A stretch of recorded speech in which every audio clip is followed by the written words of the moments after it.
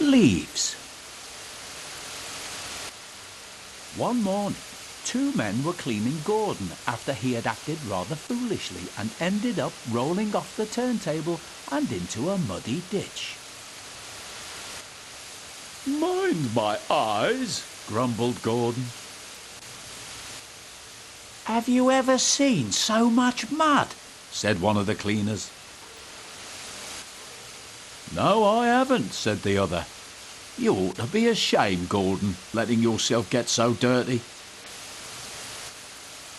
But, thought Gordon, I don't have time to worry about my appearance like some engines do. The hosing and scrubbing suddenly stopped. Gordon opened his eyes, but quickly closed them again when he saw who was standing in front of him. Wake up, Gordon, said Sir Topham Hatt, and listen to me. Given your recent behaviour, I've decided that you will pull no more coaches until you prove to me that you can be a really useful engine. Perhaps pulling trucks for a while will teach you a lesson. Yes, sir, said Gordon quietly. So Gordon had to spend his time pulling and pushing trucks.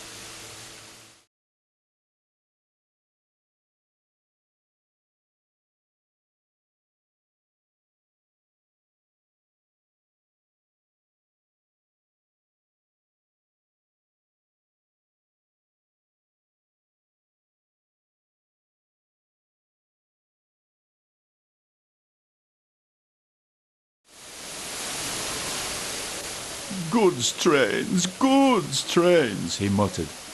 Oh, the shame of it. And he bumped the trucks again. Oh, cried the trucks as he shunted them around the yard. James was standing nearby watching him. Trucks will be trucks, he said. They won't with me, grunted Gordon. I'll teach them. They tried to push me down the hill this morning, he explained. It's slippery there, so you'll probably need help. I don't need help on hills, huffed James. Gordon laughed and headed off to get ready for his next goods train. Come on, James, said his driver. It's almost time for the express. And with that, James puffed away to collect his waiting coaches.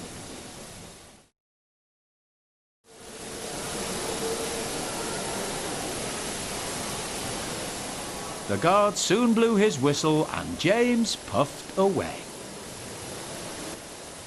Come on, he puffed to the coaches.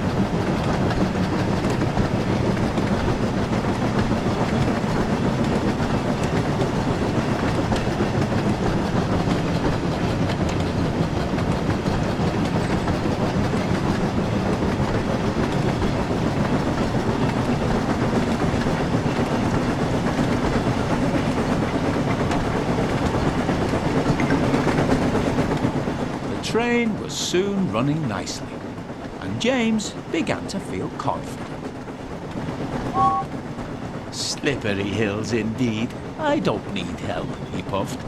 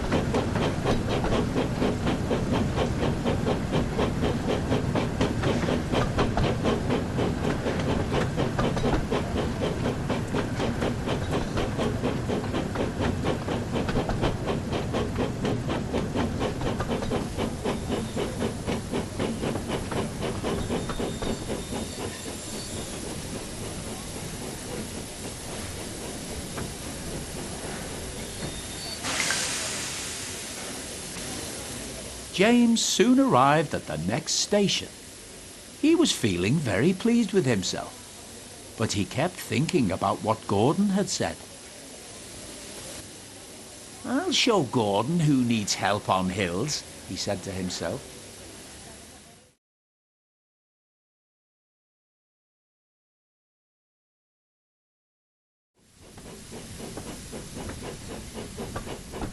But soon James reached the bottom of the hill.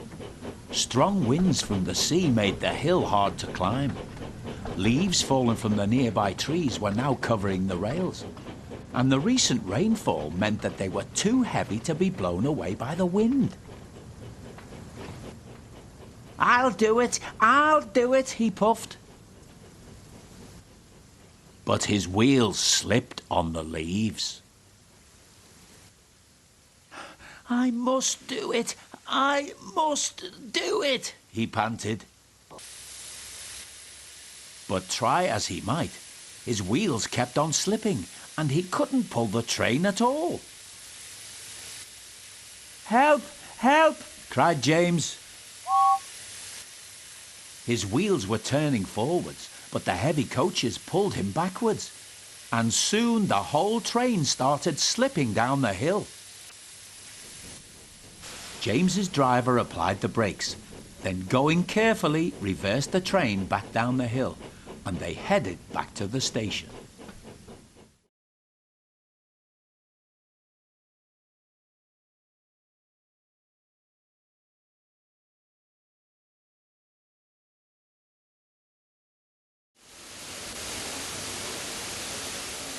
When they arrived, they found Gordon waiting, who had seen everything. I thought you said you could climb hills, he chuckled. James didn't answer. He had no steam left to say anything. Ah, well, we live and learn, said Gordon. Never mind, little James. I'm going to push from behind. Whistle when you're ready.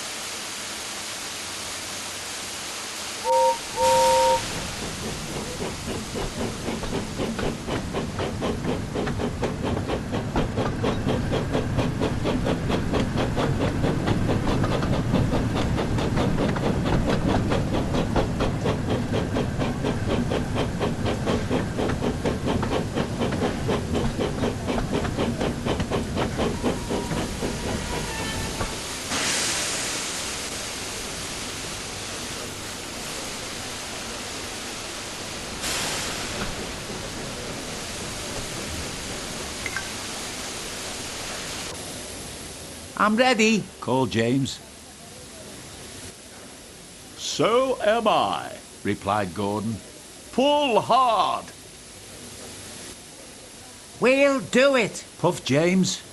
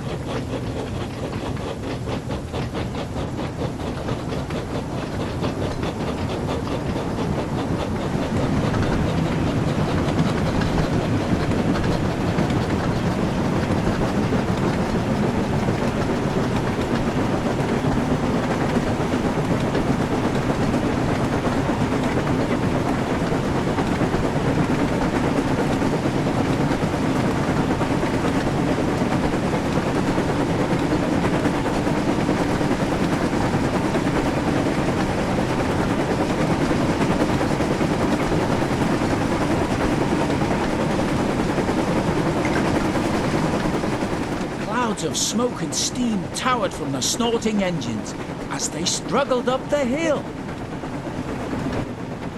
"We can do it," puffed James. We will do it, puffed Gordon. Finally, the two engines reached the top. We've done it! We've done it! They puffed. The two weary engines were puffed out, but they continued onwards to the next station.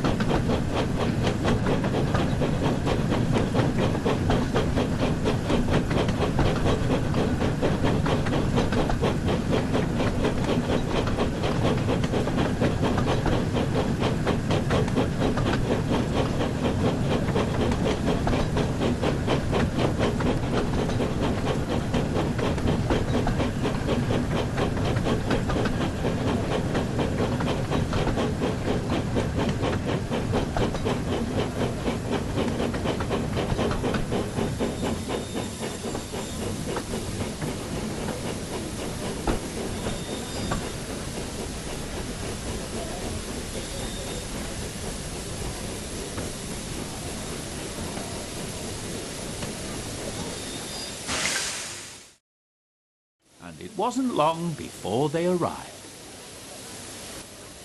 "Thank you, Gordon," whistled James. Gordon whistled goodbye as he watched James puff away.